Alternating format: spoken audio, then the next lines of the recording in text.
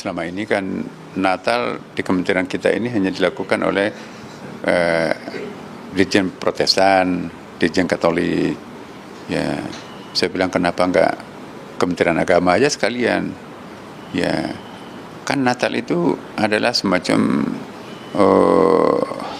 kegiatan-kegiatan untuk mengingatkan kita, menyadarkan kita akan pentingnya sebuah kebersamaan, ya kan? Nah, jadi kita mulai tahun ini, mungkin belum pernah dilakukan sebelumnya, kita Natal bersama. Orang-orang Muslim yang mengatakan bahwasanya boleh saja mengucapkan selamat Natal, saya berani sumpah ikhwah, orang ini tidak punya ilmu agama dan imannya masih sangat tipis. Nggak bisa saudaraku mengucapkan selamat Natal kepada orang Nasrani sama mengatakan selamat Allah punya anak. Bagaimana bisa Anda berani mengatakan Allah punya anak? Itu kalimat yang sangat berat, ya kan gitu. Tidak boleh. Allah Subhanahu wa taala itu la syarikalah, tidak ada sekutu baginya. Lam yalid wa lam yulad, tidak beranak dan tidak diperanakan. Dan Allah Subhanahu wa taala telah mengkafirkan orang-orang Nasrani dalam surah Al-Maidah. A'udzubillahi minasyaitonir rajim. Laqad kafara alladziina qalu innallaha tsalitsu tsalatsa.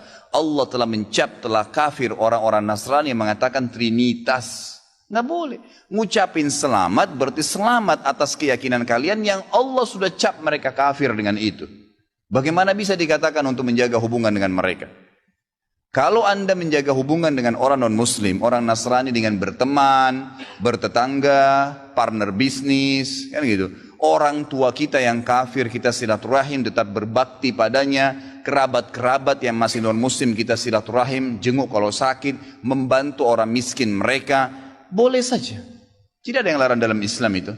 Tapi jangan sama sekali berhubungan dengan masalah keyakinan dan ibadah mereka. Nggak boleh memang dalam masalah ibadah. Apakah kalau kita telah mengucapkan selamat Natal kepada orang-orang Nasara, mereka akan ridha? Mereka mengatakan cukup itu yang kami terima? Tidak. Mereka ingin kita ikut perayaan mereka. Dan sudah terjadi. Bagaimana sebagian umat Islam bukan hanya mengucapkan selamat Natal. Mereka ikut acara Natal di dalam gereja mereka. Allah sudah kasih tahu kita jemaah.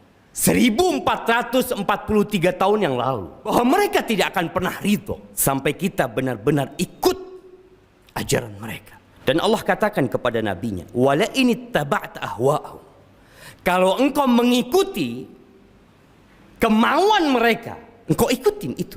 Bukan ajarannya, tapi kemauan-kemauan mereka engkau ikuti. Ba'dalladzi ja'aka minal haq, setelah datang kebenaran kepadamu, malaka minallahi min wali wala nasir. Enggak akan ada pelindung, penolong selain Allah Azza wa Jalla. Mengucapkan selamat Natal tahun baru nggak boleh, hukumnya haram dalam Islam. Nggak boleh. Selamat Natal artinya selamat apa? Lahirnya anak Tuhan. Allah berfirman, "Qul huwallahu ahad, Allahus samad, lam yalid wa lam yulad wa lam yakul lahu kufuwan." Katakanlah Allah itu esa. Allah tempat bergantung seluruh makhluk. Allah tidak melahirkan, Allah tidak lahirkan. Dan nggak ada yang sama dengan Allah, nggak ada yang setara dengan Allah, nggak ada yang sebanding dengan Allah. Nggak boleh kita ucapkan selamat dalam perayaan yang orang-orang kafir. Nggak boleh. Apakah itu Natal, apakah itu Imlek, apakah tahun baru, atau yang lainnya nggak boleh. Hukumnya haram dalam Islam.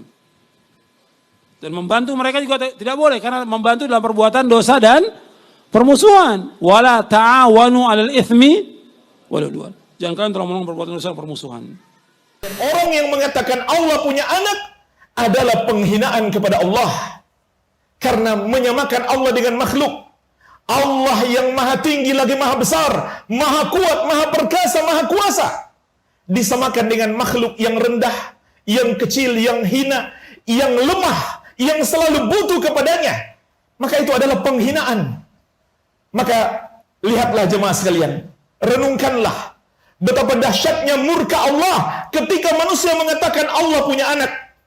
Wa qalu ittakhadar rahmanu walada laqad ji'tum syai'an idda takadu samawati yatafattarna minhu wa tanshaqqul ardu wa takhirrul jibalu hadda an da'u lirrahmani walada. Dan mereka mengatakan Allah yang maha penyayang memiliki anak.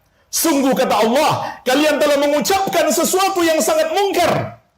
Hampir-hampir langit pecah karena ucapan mereka, dan bumi terbelah dan gunung-gunung pun runtuh karena mereka mengatakan Allah yang Maha Penyayang memiliki anak. Apa maksud ayat ini jemaah sekalian? Langit, bumi dan gunung-gunung hampir saja hancur karena takut kepada Allah ketika mendengarkan manusia mengatakan Allah punya anak. Sebab mereka mengetahui Allah sedang marah semarah-marahnya, Allah sedang murka semurka-murkanya. Kalaulah Allah tidak menahan langit itu dan bumi serta gunung-gunung, niscaya sudah hancur berkeping-keping. Kok kita tidak takut kemurkaan Allah Subhanahu wa taala ketika mendengarkan orang yang berkata Allah memiliki anak?